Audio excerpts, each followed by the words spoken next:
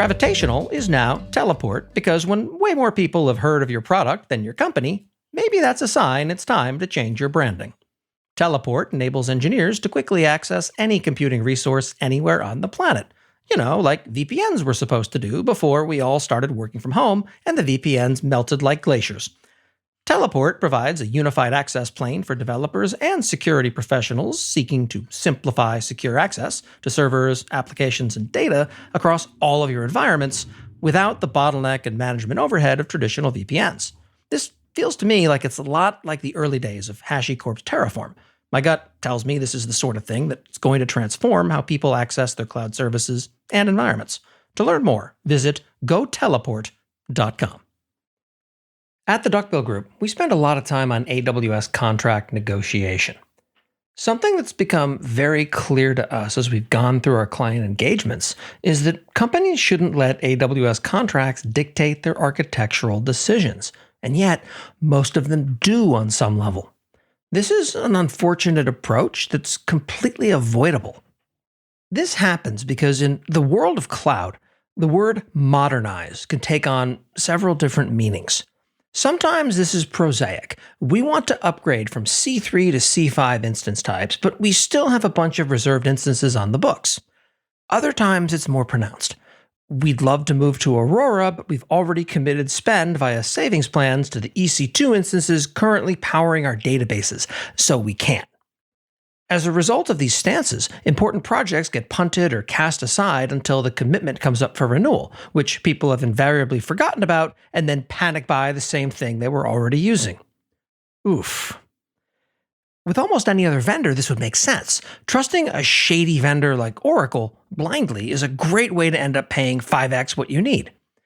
AWS generally takes a much longer view and, as a result, isn't actively attempting to screw you over.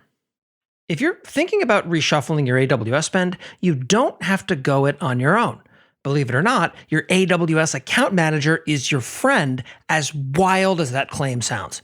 They're often incentivized to drive adoption of new services or improve the percentage of your overall IT spend that goes to AWS. They're, rather pointedly, not commissioned on shoving overlarge commits down reluctant customers' throats and driving those customers away from AWS entirely. In fact, when we're helping negotiate AWS contracts, one of the biggest hurdles we have to get over is convincing the account manager to raise the commit level. Here's one of the biggest secrets of AWS contract negotiation. The account manager is your advocate within AWS. Expect them to be able to do remarkably little themselves. Their value is in getting internal stakeholders aligned with what you're trying to do and mobilizing the vast and distributed AWS machinery to your benefit. This may sound wild, like I'm trying to shill for AWS. Not so. There's public proof of all of this. Airbnb's recent S1 mentions that during the 9 months ended September 30th, 2020, we entered into an agreement to extend our commercial agreement with a data hosting services provider from 2024 to 2027 with the aggregate commitment unchanged. Obligations under this new timeline are not included in the table above. You can safely read this as we extended our commitments since COVID-19 meant we weren't going to hit our original spend estimates.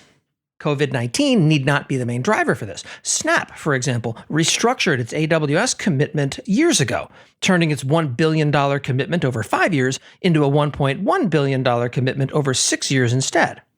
This isn't uncommon. One thing you'll never find, no matter how hard you look, is AWS taking a customer to court over a spend commitment shortfall.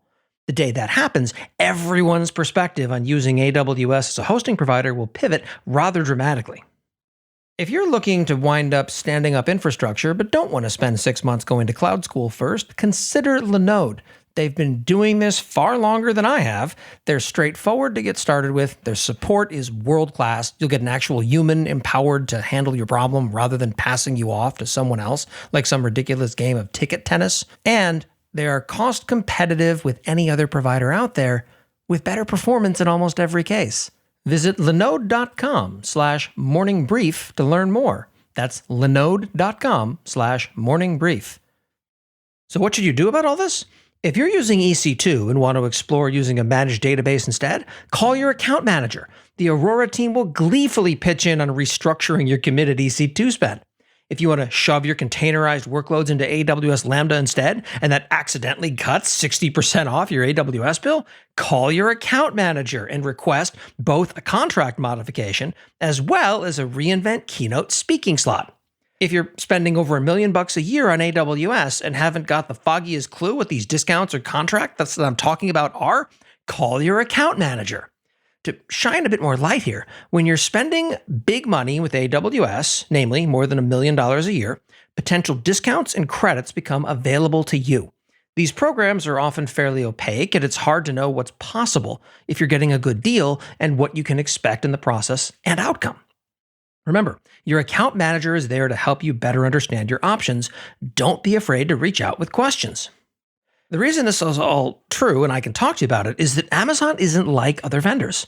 Their contracts are almost entirely standardized and fair. They can't be bullied or browbeaten into accepting terms, and they're just so damn nice about it all. Their initial offer is typically a good one and has surprisingly few downsides, but there is often room for improvement. One last tip for you to keep in mind. When you negotiate with AWS, you need to remember that they're not just another vendor to your company. If you're like many other companies, the AWS bill is likely the second or third top item in your operating expenses.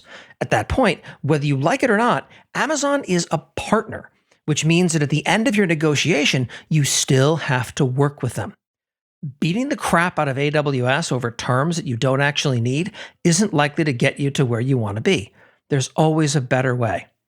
And sometimes that better way involves very little effort on your end, which is why we're here.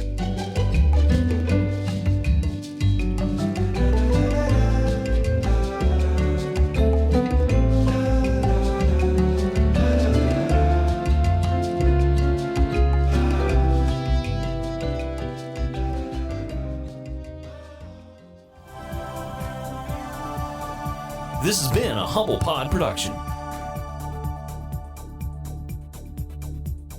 Stay humble.